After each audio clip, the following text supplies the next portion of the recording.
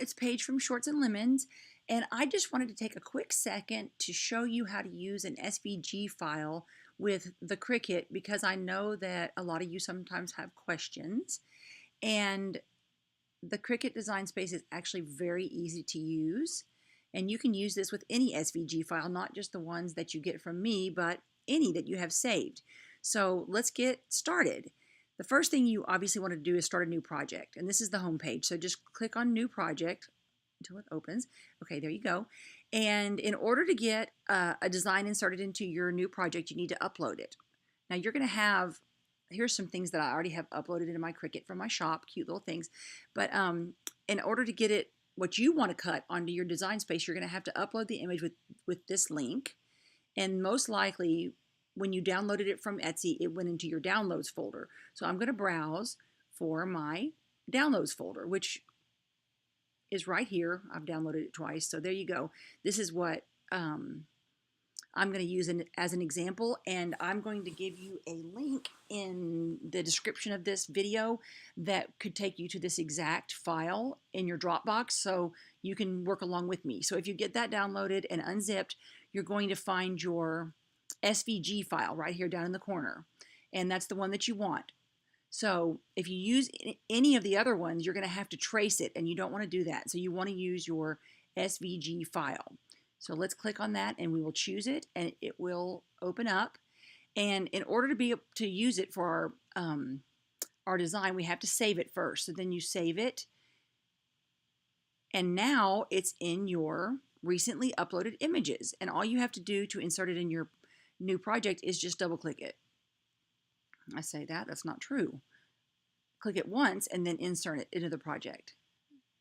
Okay, so now that it's inserted, you are going to see your design. And I intentionally made this design 3 colors. I made it layered, and I also made part of it white, because that's a huge question that I get from people all the time is, I can't see what's white, or what's white is invisible. And I just wanted you to see that it's not invisible, it's there, and it's actually a layer. So anyway, this design is about 8 by 7 or 9 by 7, and I want to put it up in the corner because I want it to use as little vinyl as possible. So once you've got it there, also just to let you guys know that my business is not really doing this Cricut at all. It's more just doing the designs. So I'm kind of learning along with you. So if I make any mistakes, you guys let me know and I will fix the video, because I could be making some mistakes on the Cricut. Because honestly, I really don't ever make my own shirts. I have someone do it for me. I just make the designs. But let's give it a shot.